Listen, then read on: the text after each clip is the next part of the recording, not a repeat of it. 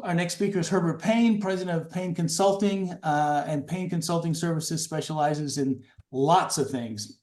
Because we're running short of time, Herb, I'm going to put all your attributes short a little bit. But Herb received a Bachelor of Arts in Government from Boston University and a Master of Arts from Johns Hopkins University School of Advanced International Studies. Prior to establishing his consulting business, Herb capped a 13-year career as the United Way as executive director of United Way California, and was the principal advocate for nonprofit sector in the state of California, in the state capital. As a guest lecturer, media panelist, appointee to numerous public policy commissions, and as a witness before legislative committees, he has always championed the nonprofit sector and spoken extensively on the critical issues and challenges that sector confronts. In 2006, Herb was a Democratic candidate for the U.S. House of Representatives from what was then CD3. I'm going to look that up when this is done and see what it is now.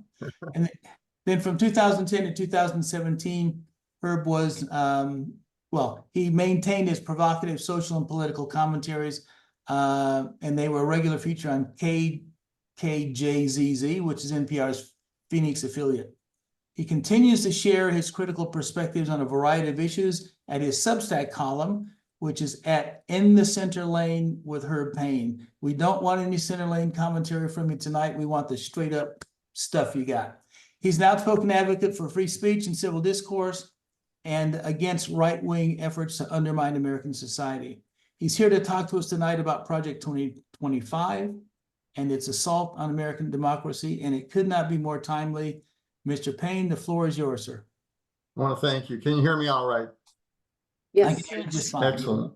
Listen, thank you very much, Larry, for inviting me. I come to this topic really with a great sense of urgency because it's amazing. This document by the Heritage Foundation is nearly 2 years old, and yet it's only until recently that the press, the media have picked up on it, and it has deserved far more immediate attention because of the broad ramifications it has for all of us.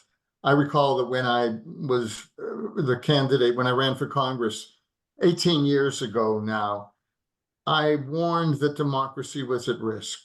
I warned that there was a concerted and unwavering effort by reactionary forces to push back the decades of social and economic progress in areas of social service, healthcare, education. Today, we're watching that agenda, specifically Project 2025, unfold before our very eyes and become the playbook for, if he is reelected, another Trump administration, which would have devastating ramifications. Before I get into it, I would just say that, all of the attributes, all of the progress that we made from the New Deal, the New Frontier, the Great Society, the New Foundation for Prosperity, all of that has been the long game of the right-wing conservatives to basically undermine, and they're now on the firing line in Project 2025. It is a massive document. There were times when you read it, you feel, well, some of this language sounds awfully benign. But when you probe deeply into the bowels of this document, you see how devastating the results may be in terms of its assault on the foundations of our democracy, our lives, our personal lives. So what I'm going to do is take you through the basic elements of Project 2025. It's not a complete rendition of everything that's in the document, but from my vantage point, it addresses the two most important sets of issues. One is the overhaul of government in a way that we will never recognize the democracy that we had.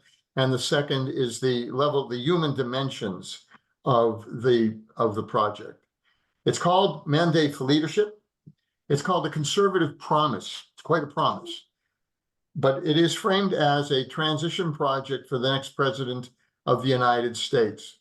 You need to know that the joint publishers of this document represent most of the folks that advised former President Trump. It represents a list of organizations whose agendas have all been about imposing a Christian perspective on American society, who've talked about deregulation, who've talked about overhauling the entire way we conduct our democracy. You look down this list, some of them may be familiar to you, but I want to point out two groups that are of particular interest, and I think in their own agendas reflect a good deal of what is reflected in the document itself. You will see this kind of language interspersed throughout the recommendations of Project 2025. One is the National Association of Christian Lawmakers. I've been writing about them for quite a while now. They promote Christianity as the specific and official cultural template of the country. There are two forms that it takes. One is a group called Christian nationalism. The other is Christian dominionism. Both have in common the penetration of all aspects of American society, education, the arts, culture, the judicial system, with a Christian template. They would amend the Constitution to recognize America's Christian heritage. They would reinstate prayer in public schools, and they would enshrine a Christian nationalist interpretation of American history in school curricula. The language was, in this document, that it include that America has a special relationship with God or has been chosen by him to carry out a special mission on earth. This reflects a perspective of these folks that is akin to a notion of American exceptionalism. Now, it's not that any of us don't believe that there is something unique and special about American democracy and about American history, but their version of American history is to promote a notion of the Western intellectual heritage as being superior, and to erase from any mention in curriculum or otherwise any of the more negative aspects of our American history. They would impose immigration restrictions because they are afraid, as you know, of the replacement theory. They do not want to change in religious and ethnic demographics in this country. It's about white supremacy, it's about privilege, and they would impose governmental restrictions on immigration and on immoral behavior. You might ask what the definition of that is. Well, it'll come up fairly shortly, as represented by another group named Moms for Liberty. Again, a lot of the recommendations that this coalition has put forward are reflected in Project 25. And in the case of the moms who know best, they would end classroom lessons that address historical injustices like slavery, racism, alternative lifestyles. They really have a Jones about transgenderism, about gay life, etc. They would ban books, as you already know. This has happened. These are the folks that go to school board meetings and bully school boards into restricting curricula. They would promote parental rights bills, which would in fact require parents' written consent before the teacher would address the child by their name or pronoun other than the one that they were enrolled by. So they would require schools to notify parents if the child's perception of their biological sex is inconsistent with the student's biological sex. This is pretty significant. Now, they've couched their agenda in the context of their grievances about the current state of American society. And they talk about the degradation of American society. They go at great length to wax about inflation ravaging family budgets. Now that may relate. We understand that inflation is having that kind of an impact, but there are dog whistles in all of this language. There are subtexts. For example, in the degradation of American society, they include the toxic normalization of transgenderism. But then they also talk about low-income communities and their concerns about them because they're drowning in addiction and government dependence. Well, that's a kind of a hit on welfare, isn't it? They also complain about the corruption of fundamental American values. We know that family values has been a rich part of the right-wing agenda. and that they have somehow managed to own issues of family, faith, and patriotism, which frankly is a problem for the Democratic Party, and that we should never have allowed that to be owned by someone else. In their interpretation, however, those fundamental values represent the reversal of women's roles to a more subordinate place in American society.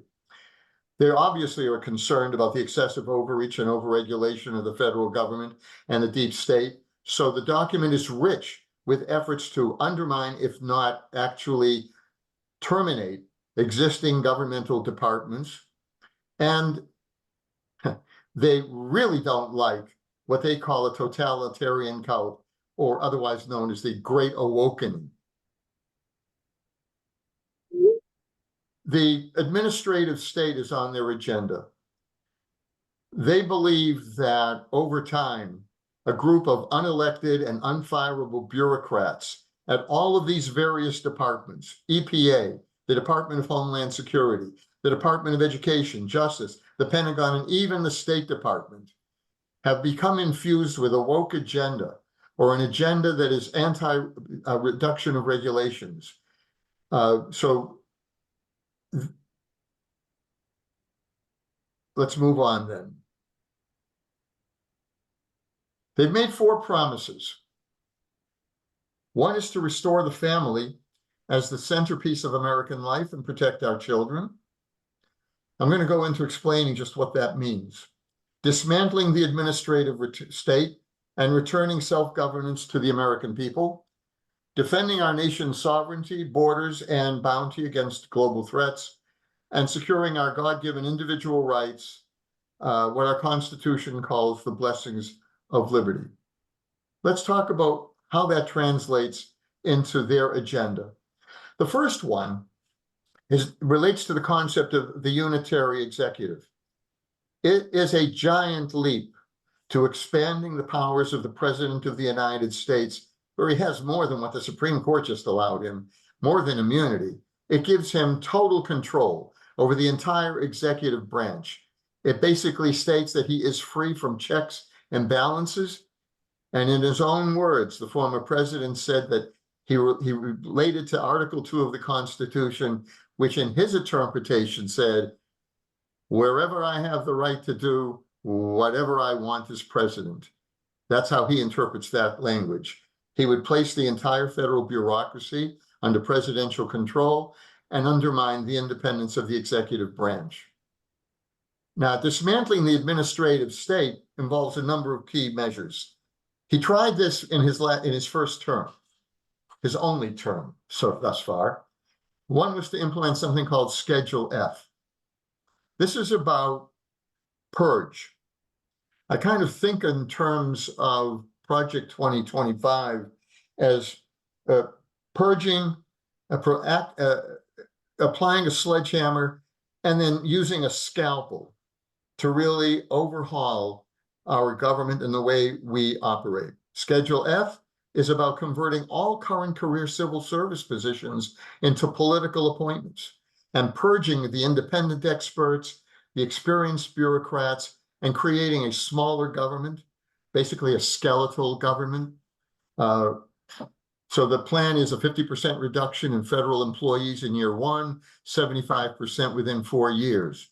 They're building a personnel database to build an army of loyalists, and they have implemented a presidential administrative academy, which would prepare these loyalists and political appointees on how to implement the will of the president and the policies of that administration. So it's radical. It's earth-shaking and altering in terms of how we know a democracy works. It strips the notion of checks and balances and basically creates a unitary executive with extraordinary power. That's the administrative aspect of this, which would be scary enough. But there is a human dimension to the recommendations in this report that is also appalling. One involves what I would call gutting the health and safety net. Throughout the entire body of the document, there are some common themes, whether it's in the orientation of governmental departments or policies, that have to do with negating certain language and upholding certain values. In the case of health and safety, they would repeal policies that subsidize single motherhood, that would disincentivize work, that would penalize marriage. They would place restrictions on TANF. I think a lot of you know that the TANF block grant program has been dedicated to uplifting low-income communities into employability and to economic independence. They would place such severe restrictions on it that would virtually gut it. They intend under this policy, and they have tried before, to eliminate Head Start, which is frankly what? The basis of ensuring that kindergarten pre to K develop social, physical, psychological skills. They would prioritize funding for home-based childcare rather than universal daycare. They propose to cut Social Security benefits by raising the retirement age to 70, and they would repeal the act of the administration, the Inflation Reduction Act, to allow Medicare to negotiate lower drug prices. This is not a people-friendly set of policies. What is especially disturbing is the impact that it has on the role of women in society. Most visibly and most problematically in the area of women's health and reproductive freedom. The entire, I don't think I'm understating the dimensions of what this proposes in terms of reverting women to second-class citizenship.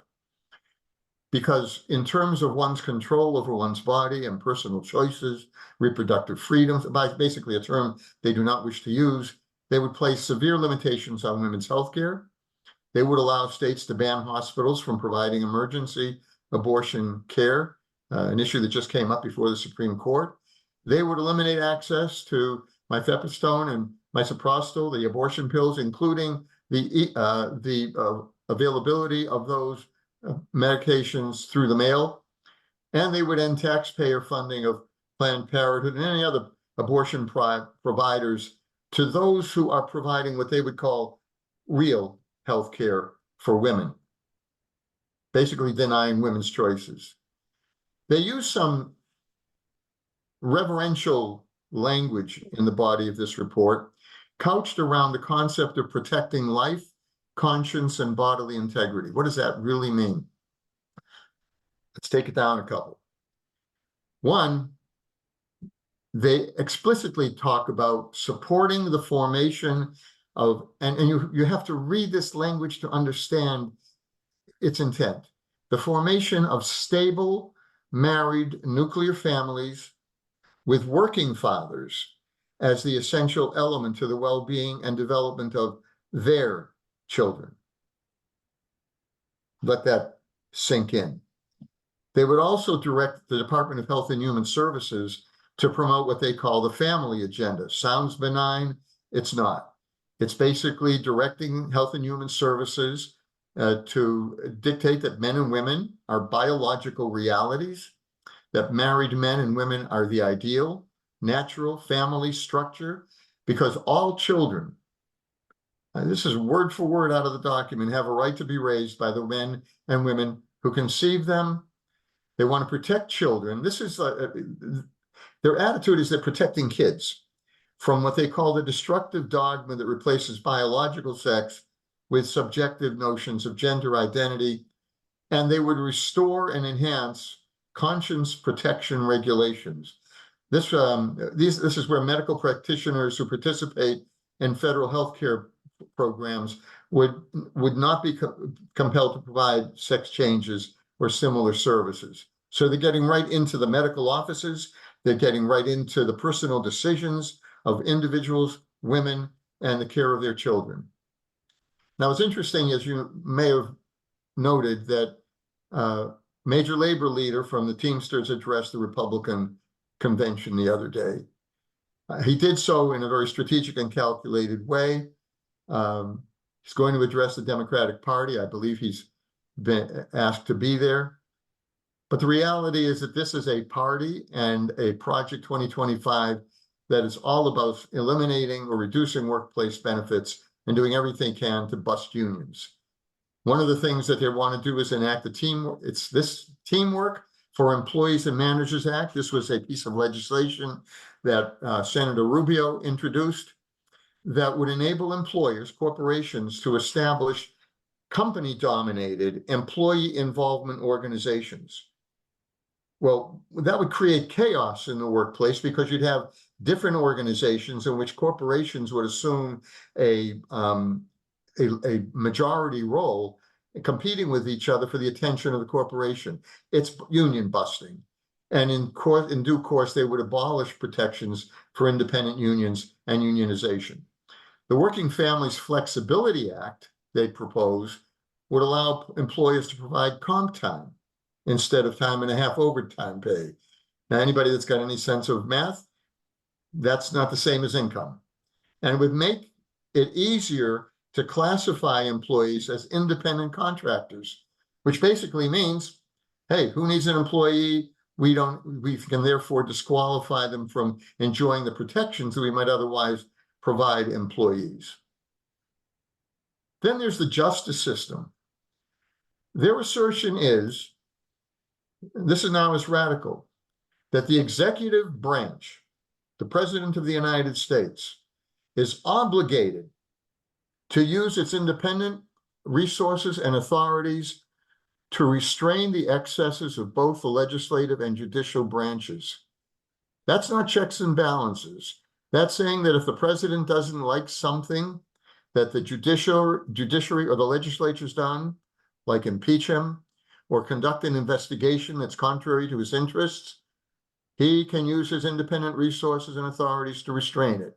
He has the right as well, under Project 2025's thinking and their right-wing experts, to determine the constitutionality of a statute or the legality of its own conduct. So if the president has the authority to defy any decision of the Supreme Court, including the act of impeachment or removal from office, it's that blatant. He would also use, you've heard about from the Republican side, the claims that the administration, the Democratic administration, has been weaponizing government. There is a tendency on the part of Trump and on the part of the right wing to project onto others that of which they themselves are guilty. It's an interesting psychological phenomenon. So in this case, they would propose that the Department of Justice be directed to and be used as an instrument of enforcement for their right-wing agenda, which could mean arresting people left and right who are contrary to the interests of the government's agenda, employ the necessary means to punish state and federal public officials who refuse to obey the government's commands.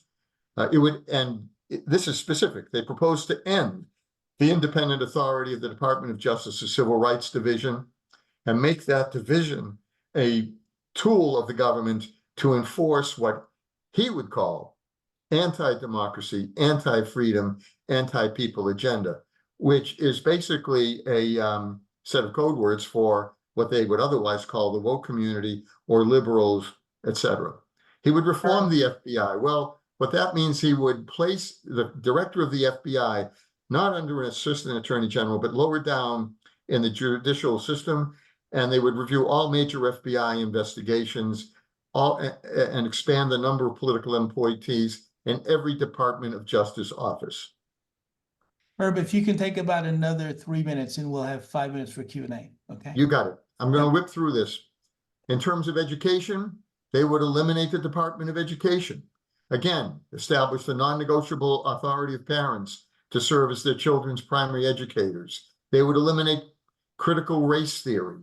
They would increase public funding of religious education. In the area of environment and energy, they are going to dismantle or propose to dismantle all of the renewable energy programs, including the National Oceanic and Atmospheric Administration, reduce funding for environmental justice initiatives, do everything they can to foster fossil fuel development. They would withdraw from established treaties to protect the environment. They would bar the following terms. You can read them. All of these terms relating to LGBTQ+, Black community, minority communities, terms that are anathema to them, they would eliminate them all from all federal rules, regulations, and contracts. They would rescind regulations prohibiting discrimination. It's basically removing diversity from the national agenda, outlawing pornography, which for them means exposing children to sex education. Immigration, they would dismantle the foundations of the US immigration system. And in foreign policy, it's nuclear policy on steroids. They would cut international programs. I want to close with a parallel that I think represents just how draconian this agenda is. President Trump spoke recently about the unified right. What does that mean? It reflects the Nazi ideal of what was called the Volksgemeinschaft in Germany, a racially unified and hierarchically organized population where individual interests were subordinated to those of the nation, where the coordination, control, alignment of political, economic, cultural, and social life with Nazi policy. The theme was make Germany great again, to transform what the Nazis felt was a failed democracy into a, let's be real, what is today a MAGA utopia, to foster a culture that was inherently and essentially anti-intellectual, racist, and authoritarian, with unquestioning devotion to the leader, in a phrase that basically translated one people, one empire, one leader. If this parallel doesn't scare you about the potential of taking this country into a direction, nothing else will. And what we have to do is make sure as citizens that for all of the other efforts that are going on, we have a responsibility to get a message out to our friends, our neighbors, to mobilize the vote, and to ensure that Project 2025 never sees the light of day.